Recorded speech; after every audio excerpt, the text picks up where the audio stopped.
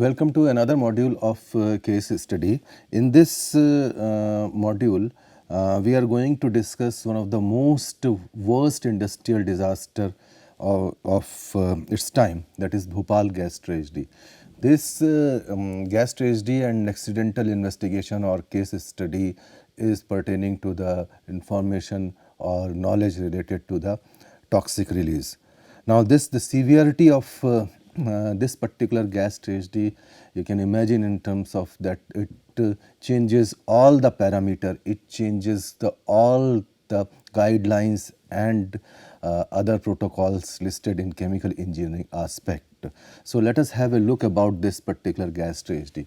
So this gas tragedy occurred on 3rd December 1984 in Bhopal, Madhya Pradesh, and the company which was involved in this particular gas tragedy was Union Carbide Corporation. And the chemical which was responsible for the death of almost 1,20,000 and people, the involvement of 1,20,000 people was responsible, the methyl isocyanate, and it was released in the quantum of 27 to 30 tons. Now the gravity of this particular gas tragedy you can imagine through these photographs, and these photographs are quite disturbing, but it tells you that how worst this particular accident was. Now these are some of the photographs and which was published in different newspapers, different magazines of across globe. So the result of this particular release was that 500,000 people, they were exposed to the methyl isocyanate gas, and 25,000 have died to date as a result of their exposure, and these are some listed number. More than 1,20,000 people, they are still suffering from different type of ailment caused by the accident and subsequent pollution at the plant site. Now these ailments includes blindness, extreme difficulty in breathing, gynecological disorder, carcinoma, etc. Now this site in Bhopal has never been properly cleaned up, and sometimes it is said that it continues to poison the resident of Bhopal.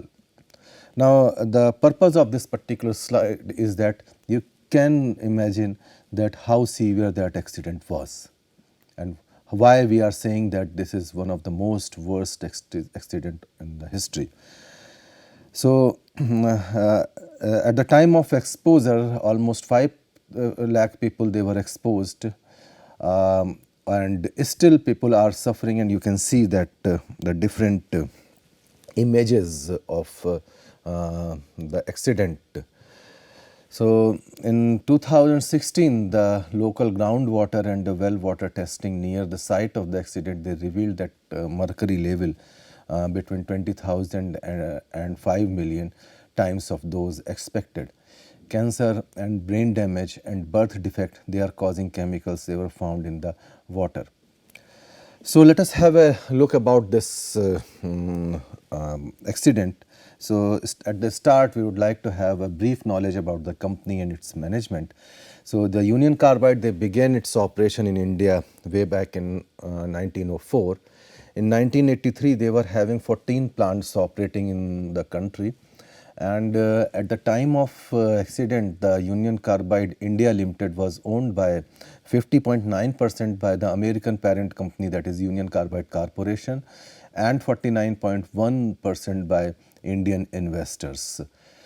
The Union Carbide India Limited, they began operation in Bhopal in 1969, and initially this plant was formulated the carbamate pesticide from the concentrate they used to import from United States West Virginia plant. In 1975, they were licensed to manufacture its own carbaryl with the trade name of 7. Now this is the photograph of Union Carbide Bhopal facility. Now the process that they selected was the same as the Union Carbide plant at West Virginia, but initially the MIC, methyl isocyanate intermediate, they tend to import from United States. They began the production in 1979, and initially the plant had the capacity of 5,250 tons per year, but the market was less than expected. Now this, while analyzing the root cause of accident, we can remember that the market scenario was not up to the mark for the Union Carbide, and this is one of the reason why they have curtailed down several other safety measures, because the plant was running under loss.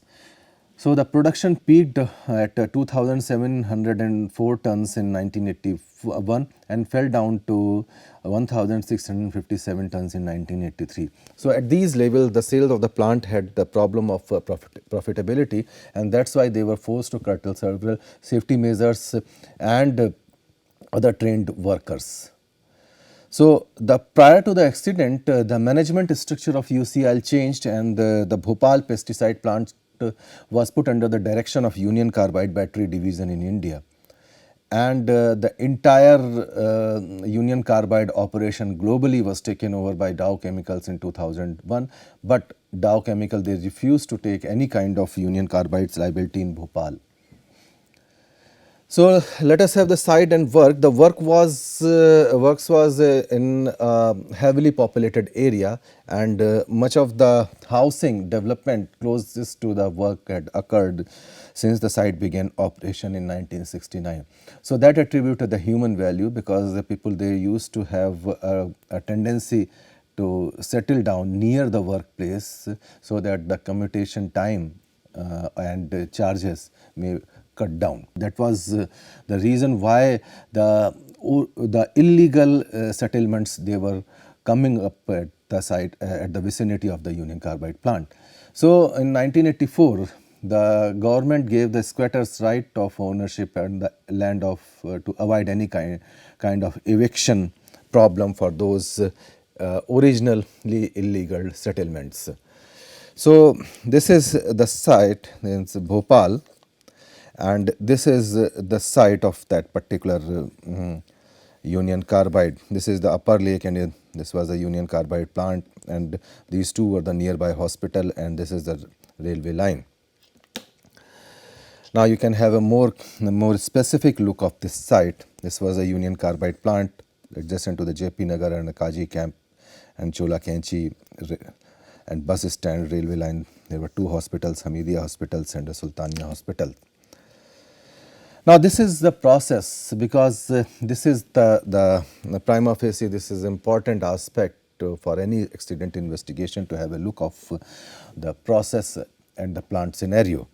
So the Union Carbide, they used to produce phosgene on site. So phosgene, they used to react with the monomethylamine MMA to give the methyl carbamyl chloride MCC with hydrogen chloride and little bit amount of heat being liberated. So this is purely an exothermic reaction. Now this methyl carbamyl chloride is destructive distillation. This is subjected to the production of methyl isocyanate and HCl.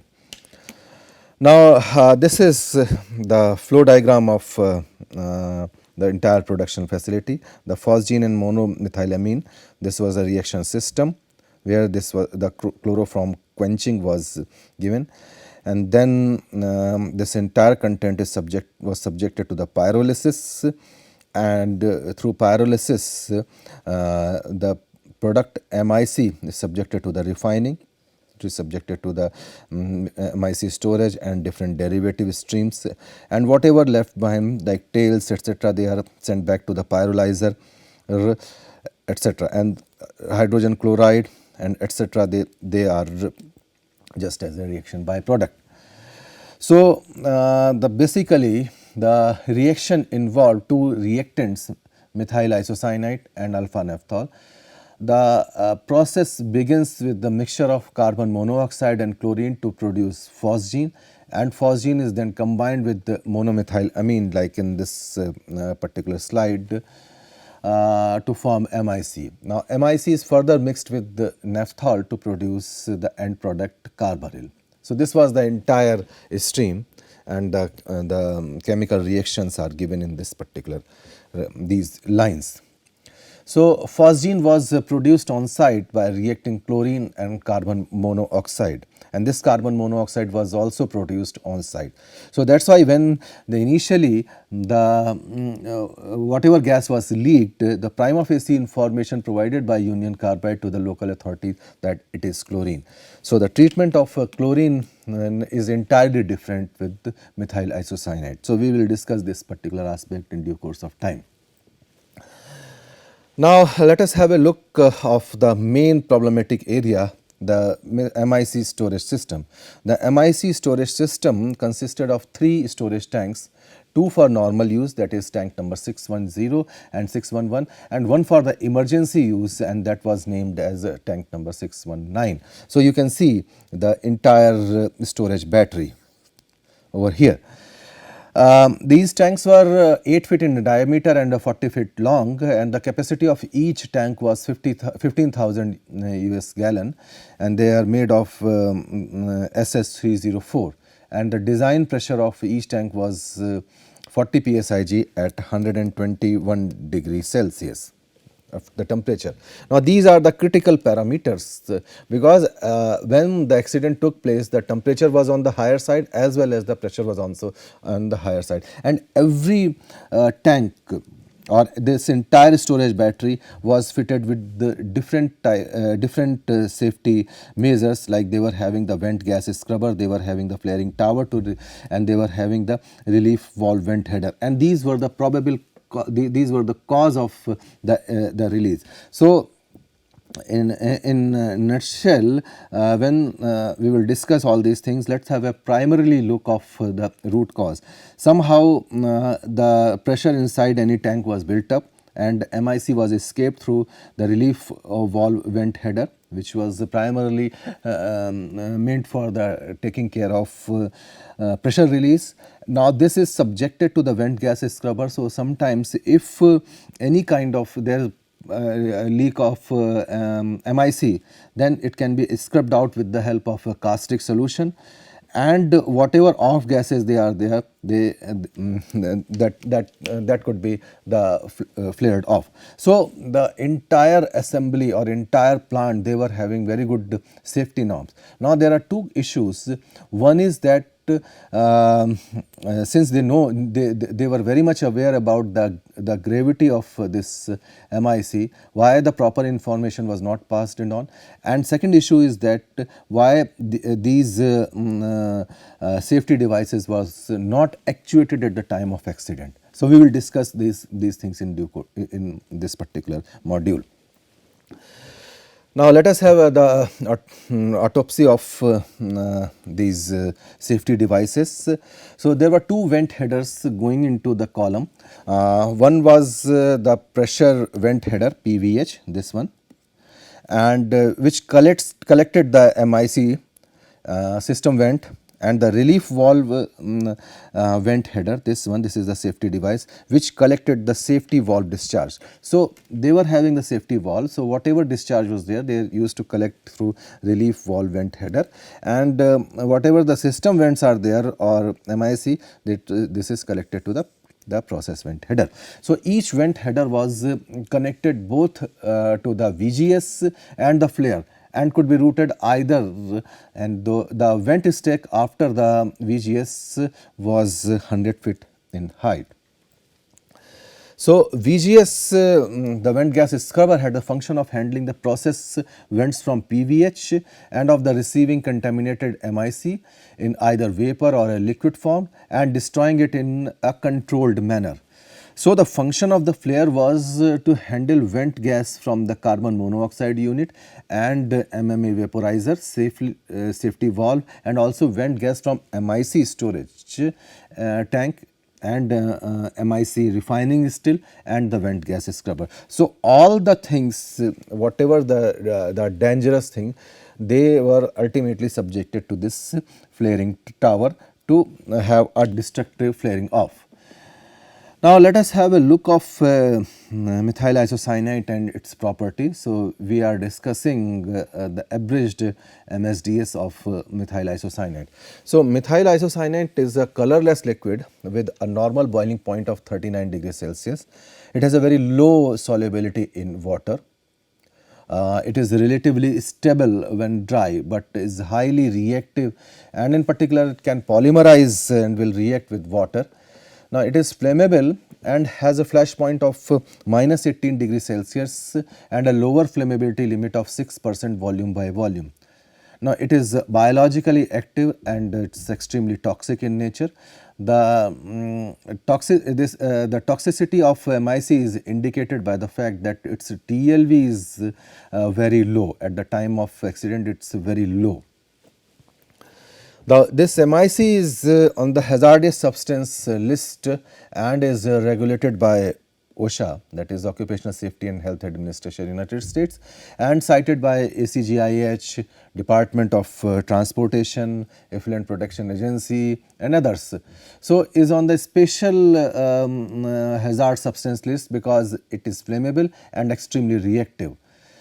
Now this MIC is an irritant gas and can cause the lung edema, but it also breaks down in the body to form the cyanide. So the root of this breakage is again important because it was the root cause of so many fatalities. Now this MIC can undergo the exothermic polymerization to the trimer and the reaction being catalyzed by the hydrochloric acid and inhibited by the phosgene. So it also reacts with water and iron being a catalyst for this reaction, and this reaction is strongly exothermic. Now this reaction took place in the storage facility of MIC, and that was the root cause of that particular accident. Now its vapor is twice heavy as air. The vapor used to stay close to the ground when it released. The MIC and water, they react to yield the methylamine and CO2. Now we have presented two reaction streams. One is when the water is in excess, so it produces 1,3-dimethylurea, this one, and when MIC is in excess, then it produces 1,3,5-trimethyl-biurate. So upon polymerization, it gives the trimethyl isocyanate, which was the cause of that. The formation of this particular component was the cause of this worst tragedy. So the methylamine, they usually react further with MIC and other reactant they produce to give this 1,3-dimethylurea. So we have presented these two reaction stream for the better look that what was the root cause, and if water is in excess, then we can have this one, and if this MIC is in excess, then we can have this one. Now this is the emergency information and the hazard rating. It is extremely flammable, so the flammability rating is given by 3 and the reactivity is on the again on the higher side, and it was given as 2. So it's flammable and reactive, the poison, inhalation hazard, and it is an advisory while using MIC that do not use water, because we have seen in this particular slide that it may react with water to form the isocyanate. These poisonous gases, they are produced in fire containers, may explode in fire. Now at the time of accident, the various other chemicals, they were dumped by Union Carbide in Bhopal facility, and these chemicals, they are listed over here, that methylene chloride, methanol, and some of them are being used for various kind of reaction. Remember, they used to produce phosgene from carbon dioxide and chlorine, and this phosgene is being used to produce MIC and other products. So they may be they might be using variety of the chemicals in the factory, like different solvents, different catalysts, like trimethylamine they were using as a catalyst, some sort of ingredients. They were having the various products like carbaryl, LD carb, etc. Now in this particular slide, we have enlisted that the nature of original pollution may be in air. Sometimes some chemicals, they intend to pollute the air, water and soil, etc. Similarly, mercury, they were having 1 metric ton of mercury. It's an extremely dangerous substance. So it may contaminate the water and soil. So they were having a large inventory of chemicals there in the plant, and we have enlisted the amount that was dumped in by Union Carbide in Bhopal facility. So that was again on the excess side. So you can have a look up these haphazard dumping of hazardous materials like this. So they were not following the proper protocol of storage of or these chemicals. Now let us have a look about the process description. So there were 5 main process arena: carbon monoxide production with the help of carbon plus oxygen to give the carbon monoxide. The second was the phosgene manufacturing unit, this the carbon monoxide plus chlorine to produce the phosgene. Then they were having the MIC plant, that's phosgene plus methylamine to produce the MIC. Then they were having the alpha naphthol plant to produce the 7, that is MIC plus alpha naphthol. So this this one is more elaborative, that is phosgene plus methylamine and the chemical reaction and distillation to give the MIC. Now there are several events attributed to the prior to the release. So in 1982, a Union Carbide Corporation team from United States and especially they were having some safety persons. They visited the Bhopal facility. So their report usually gave a favorable summary of the visit, but listed 10 safety concerns, including the potential for release of toxic material in the phosgene or MIC unit area or storage area, either due to the equipment failure or operating problem or some sort of maintenance problem. They enlisted the lack of fixed water spray protection in several areas of the plant. They noticed several deficiencies in safety valves and instruments maintaining program. They reported the deficiencies in master lac lockout procedure application. There were several problems they were created by the high personal turnover at the plant, particularly in operation. We have already discussed this personal turnover because of the reason plant was running in loss. Now following this particular visit, the valves on the MIC plant they were replaced, but they were degraded again. So they never noticed why these MIC valves they were degraded again and again. So if they have noticed and if they have analyzed this particular aspect, the problem can be rectified much earlier than this worst accident. So at the time of accident, the instruments on tank number 610 had been malfunctioning for over a year, and that was an outcome of a safety review.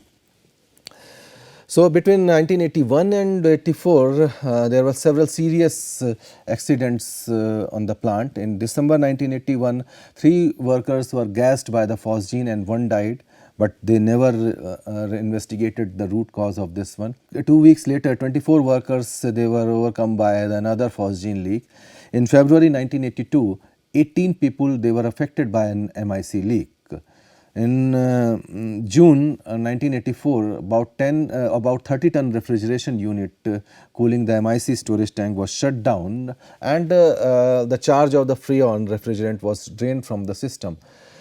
Again, the reason was that they were not producing MIC in the continuous fashion, only they were intended to store that MIC. So that's why they turned on off this refrigeration plant. So on October same year, the vent gas scrubber was turned off, apparently because it was thought unnecessary when MIC was only being stored, not manufactured.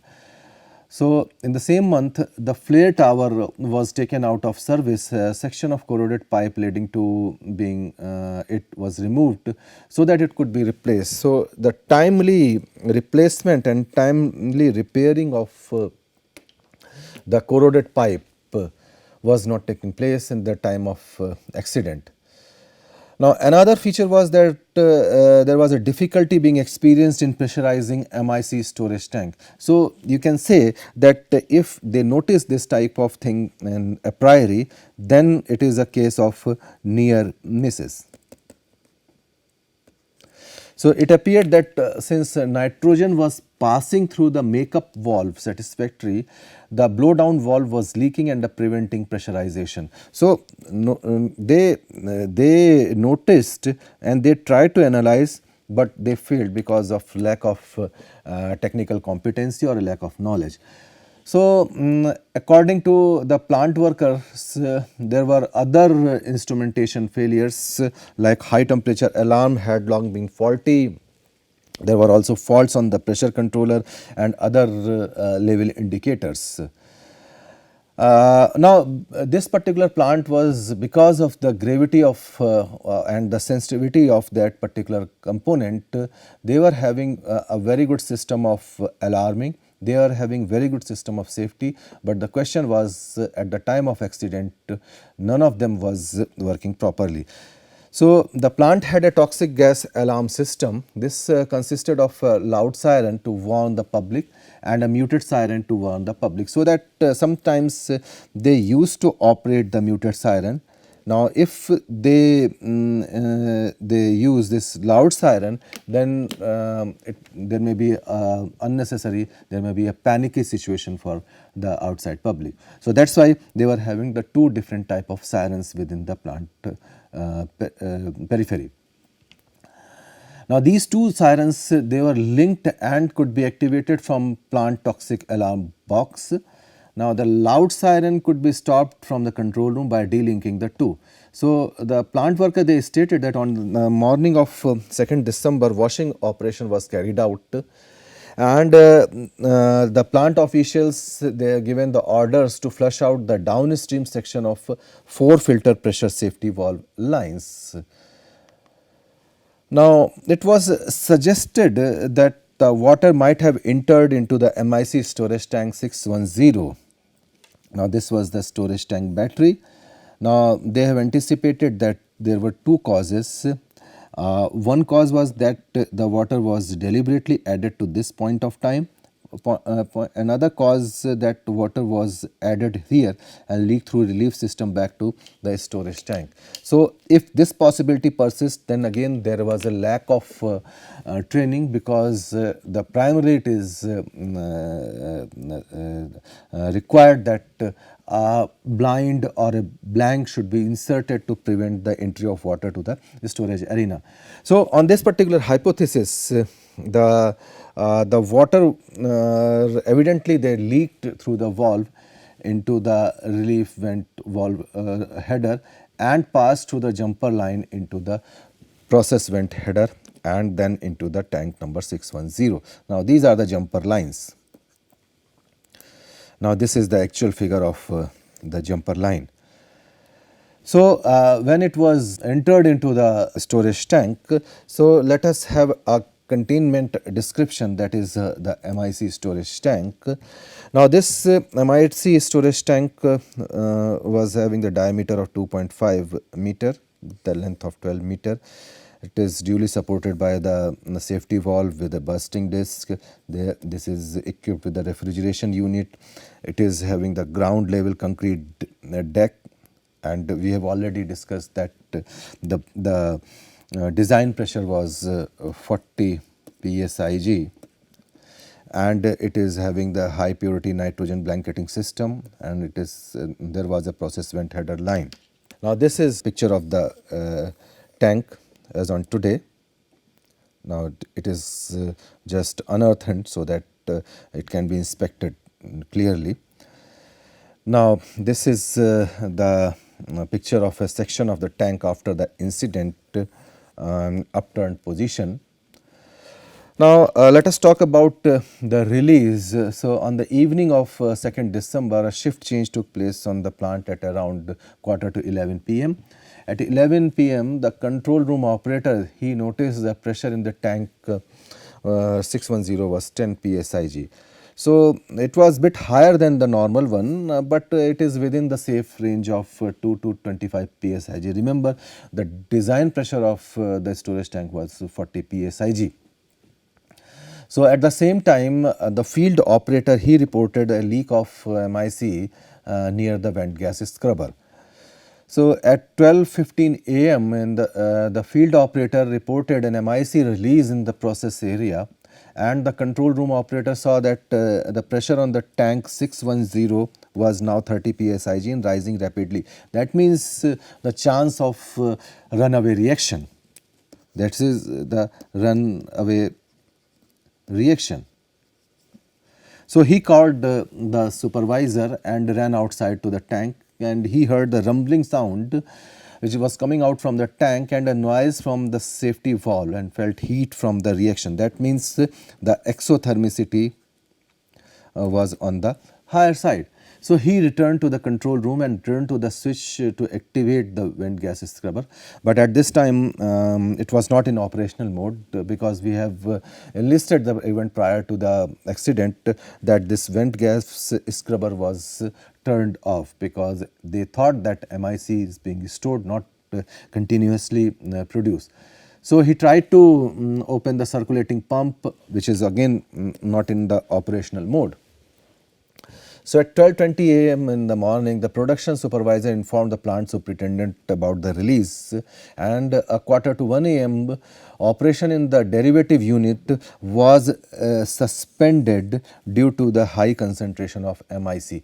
Now, the high concentration of MIC is attributed to the fact that MIC was continuously being released and the temperature was on the higher side because of the exothermicity of the runaway reaction, and the pressure was again built up. So this attributed to the high concentration of MIC to the derivative unit. So at 1 a.m. An operator on this unit turned on the toxic gas alarm siren, and after 5 minutes the loud siren was switched off, leaving the muted siren on. That means they declared the emergency within the plant. So at about the same time, the plant superintendent and the control room operator verified that MIC was being emitted from the vent gas scrubber to stack to the atmosphere, and turned on and directed at the stake fixed fire water monitoring system to the knock down the vapor.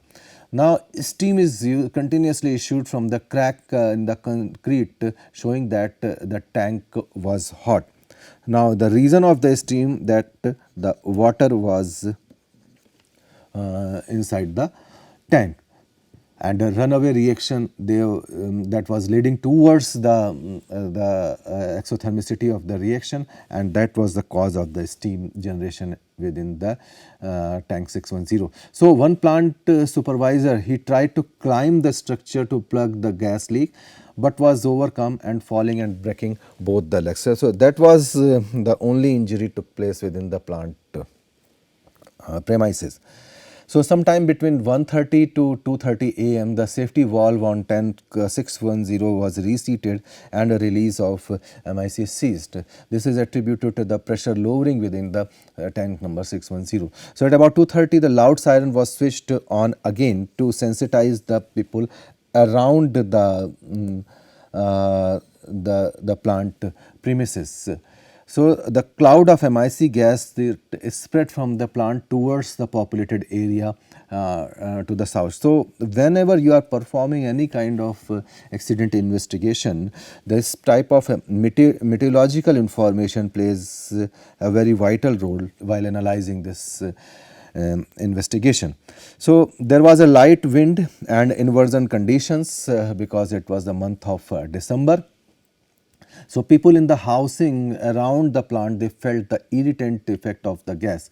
So many ran out of their houses and some towards the plant to inquire with what is wrong with this plant.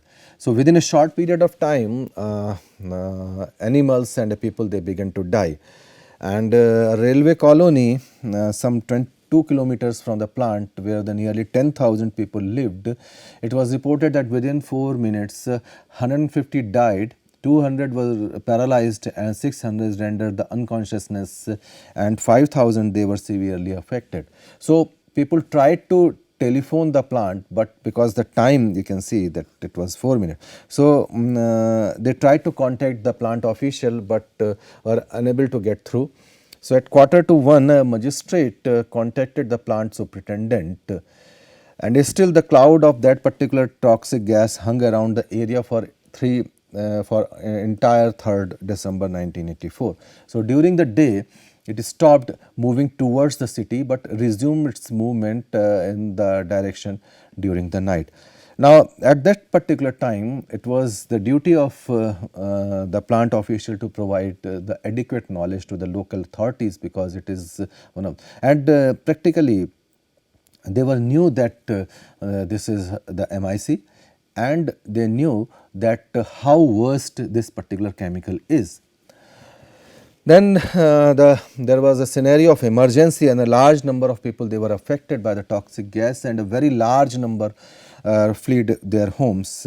And two hospitals, Hamidia and Jayaprakash, they were flooded with the people and the casualties, and difficulties were compounded by the fact that it was unknown what the gas was and what its effect were.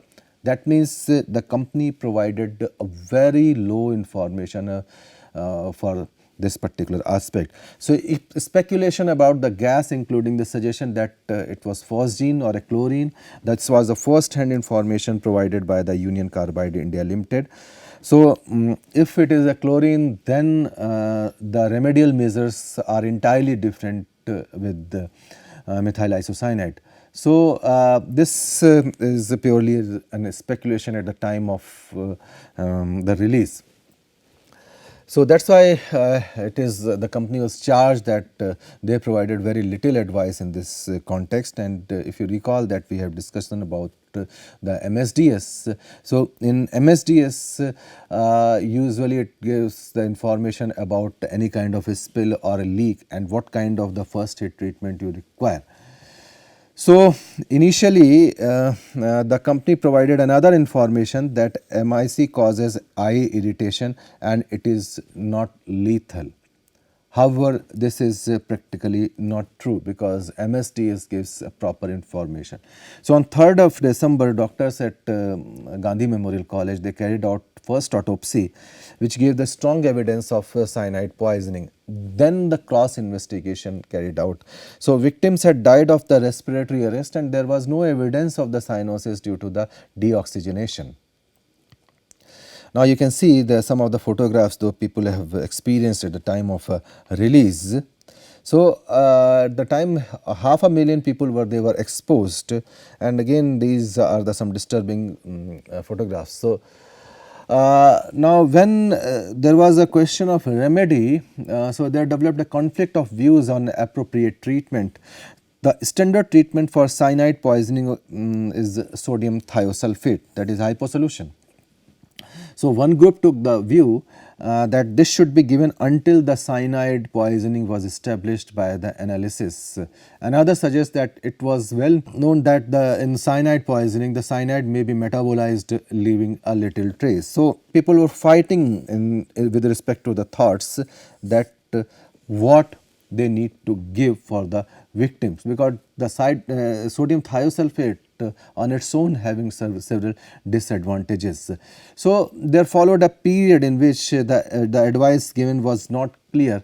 It was not until 3rd of February that an authoritative and unambiguous recommendation that the sodium thiosulfate be used was issued by Indian Council for Medical Research.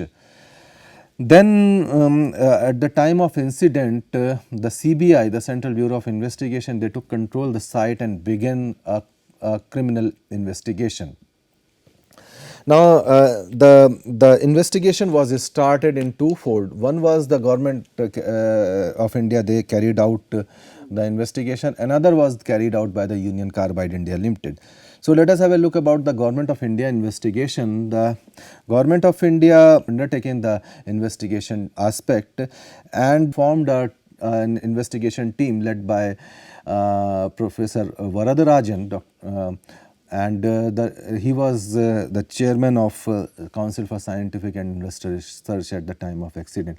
So, the report refers the fact that it was reported that at around 9:30 PM on 2nd December, an operator was clearing the possible choke in relief valve vent header lines downstream of the phosgene stripping still filter by water flushing without inserting a blind. That was the root cause why this accident took place.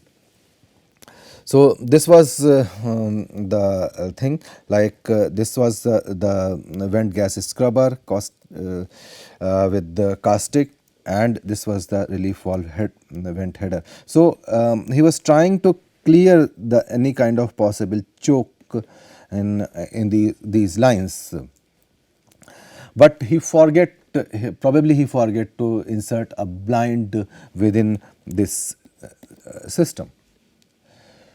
So, 6-inch isolation valve on relief valve vent header would presumably be closed, but if it had not been leak tight, water could enter the RVVH. So, it was mandatory at the time that either the blind or a blank should be inserted, because if this isolation valve is not tight enough, then water may enter into the tank 610. So, by this way the water could have found its way into the tank number 610.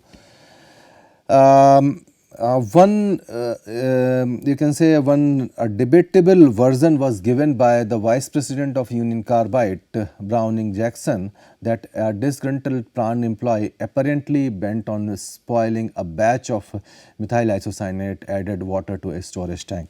So this may lead to another theory, that is called the sabotage of that particular aspect. So in case if it was established, then definitely the Union Carbide might not be in a position to pay any kind of compensation towards this particular accident. Now this is a more clear picture of the tank facility. These were the storage tanks, 40 tons of in 610, 15 tons in 611, and they were 619 was empty, and water leaked into the tank number 610, causing the runaway heat producing reaction. Now this reaction was catalyzed by the iron and nickel particles present inside the corroded 610 tank.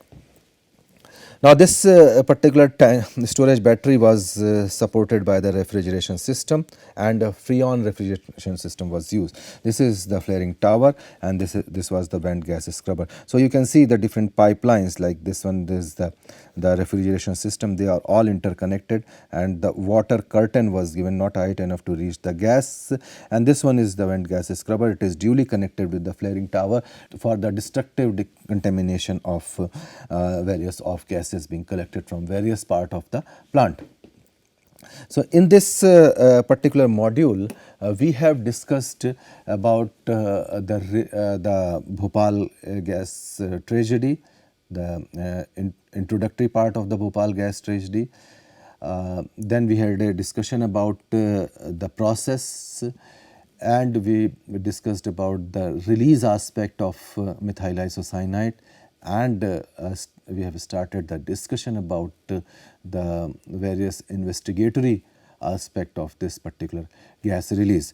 In the next module, we will discuss the investigatory part of the release of MIC from the Bhopal Union Carbide Bhopal facility in detail. Thank you very much.